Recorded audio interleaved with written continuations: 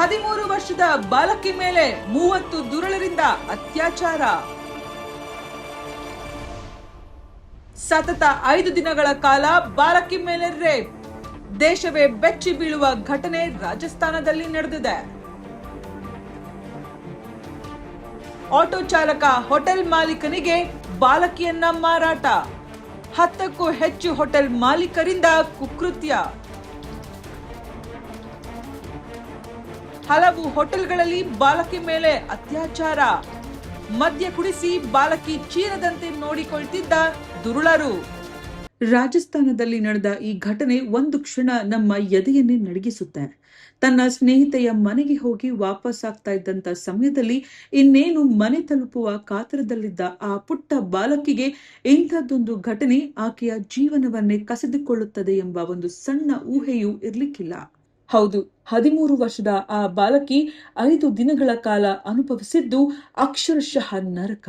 ಆ ಕಿಡಿಗೇಡಿ ಆಟೋ ಚಾಲಕನ ಕಣ್ಣು ಆ ಪುಟ್ಟ ಬಾಲಕಿಯ ಮೇಲೆ ಬಿತ್ತಿದ್ದೇ ತಡ ಆ ಬಾಲಕಿಯನ್ನು ಕರೆದೊಯ್ದು ಗಂಗಾನಗರದಲ್ಲಿರೋ ಹೋಟೆಲ್ ಮಾಲೀಕನಿಗೆ ಮಾರಿಬಿಡ್ತಾನೆ.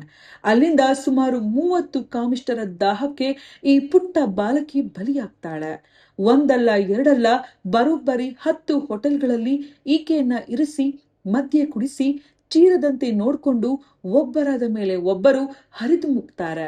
ಸತತ 5 ದಿನಗಳ ಕಾಲ 30 ಮಂದಿ ಕಾಮಿಷ್ಟರು ಈ ಹೇಯ ಕೃತ್ಯವನ್ನ ಮಾಡ್ತಾರೆ. ಆಘಾತದ ವಿಚಾರ ಅಂದ್ರೆ ಈ ನೀಚ ಕೃತ್ಯದಲ್ಲಿ ಪೊಲೀಸರು ಸಹ ಭಾಗಿಯಾಗಿದ್ದಾರೆ ಎಂದು ಆ ಪುಟ್ಟ ಬಾಲಕಿ ಆಸ್ಪತ್ರೆಯ ಬೆಡ್ ಮೇಲೆ ಕೂಗ್ತಾ ಇರ್ತಾಳೆ. ಸದ್ಯ ಆ 10 ಹೋಟೆಲ್ಗಳನ್ನ ಧ್ವಂಸ ಮಾಡಲಾಗಿದ್ದು ಪೊಲೀಸರು ಮುಂದಿನ ತನಿಖೆ ನಡೆಸಬೇಕು ಎಂದು ದೇಶದೆಲ್ಲೆಡೆಯಿಂದ ಆಕ್ರೋಶ ವ್ಯಕ್ತವಾಗಿದೆ.